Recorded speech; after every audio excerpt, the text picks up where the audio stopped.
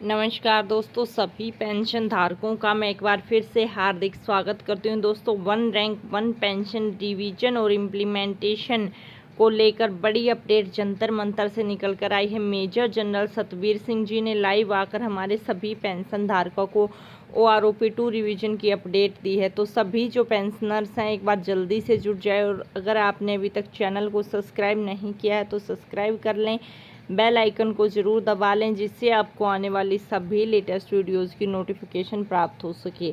तो चलिए दोस्तों, बिना किसी देरी के अब हम वीडियो को स्टार्ट करते हैं। वीडियो को एंड तक ज़रूर देखें। मेजर जनरल सतबीर सिंह जी की वीडियो आप देखिए स्टार्टिंग से। कभी भी थोड़े देर के लिए जब कोरोना हुआ था तो हमने आप प्रधानमंत्री जी को चिट्ठी लिखकर अपनी मूवमेंट को सस्पेंड किया था थोड़ी देर के लिए, लेकिन मूवमेंट खत्म नहीं किया था और वो जारी है। जब कोरोना चला गया तो आप देखा होगा कि हमारे कुछ जवान हर रोज यहां आकर हमारे साथी बैठते हैं और हम इस मुहिम को जारी रखा हुआ है।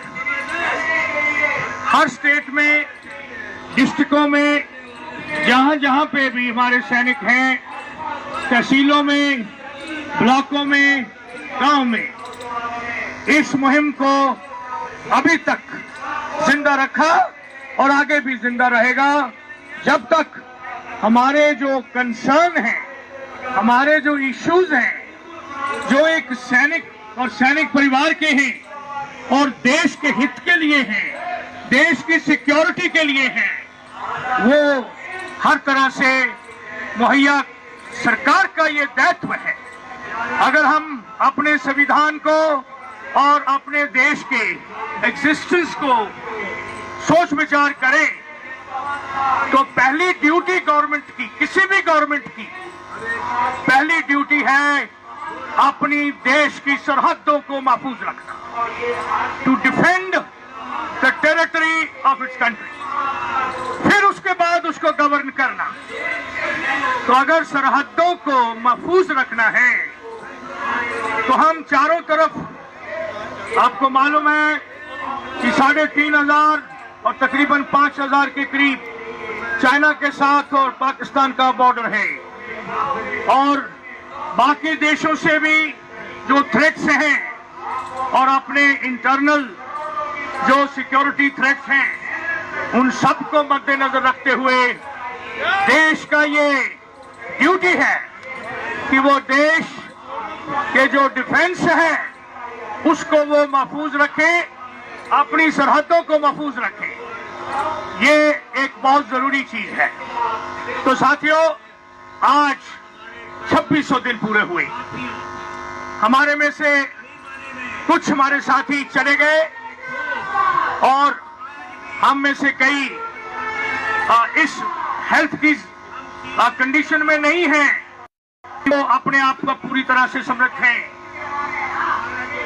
सरकार ये बहुत दिनों से 71 की लड़ाई के बाद, इनफैक्ट जब देश आजाद हुआ तो तब से उस वक्त के प्रधानमंत्री जी ने हमारे जो कमांडर इन चीफ से उनको बोला कि आप फौज की तनख्वाहें कम कर दो।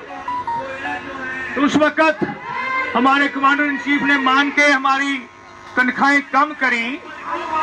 फिर भी 1973 तक जो हमारा डिफरेंशियल था, जो हम ड्यूटी करते थे, जिस तरह से हमारी परिस्थितियां थी और जिस तरह से हमारे चैलेंजेस थे, उन सब को मद्देनजर रखते हुए हमारी पेंशन और हमारी पे 1:2.4 टाइम्स थी।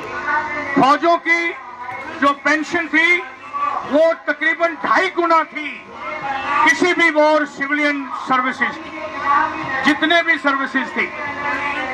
तो इन्होंने 73 के बाद फौज को डिग्रेड, डाउनग्रेड, इल ट्रीट और मिसट्रीट करना शुरू कर दिया, कमियां शुरू कर दी। और जब छठा पे वेतन आया तो वो जो 1:1.2.4 था वो 1:1.1 रह गया।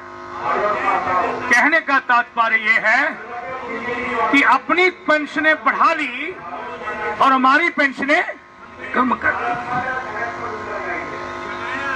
क्योंकि सैनिक डिसिप्लिन में है, देश की सुरक्षा में है और देश की आन बान शान, नाम नमक निशान और निश्चय कर अपनी जीत कराओ की तमन्ना रखते हुए अपने आप को सर्विस में ढेलता है और रखता है, कभी देश को उसके बारे में धोखा नहीं देता। गोली खाता है छाती पे, बैक पे नहीं। तो इसलिए साथियों, इस वर्ग के साथ अगर आप वायदा करते हो, पहले तो ये डिफरेंशियल आना ही नहीं चाहिए था, लेकिन ये आ गया एक डेमोक्रेसी के नाम के ऊपर। यस, हम डेमोक्रेटिक नेशन हैं, लेकिन आप एक सैनिक को उसकी छाती के ऊपर जो बिल्ले लगे हुए हैं, जो शान से वो लड़ा और अपनी सर्विस की और अभी अपनी ड्यूटी कर कर वापस आपने भेजा है, इस प्रोफेशन के आखिरी फेज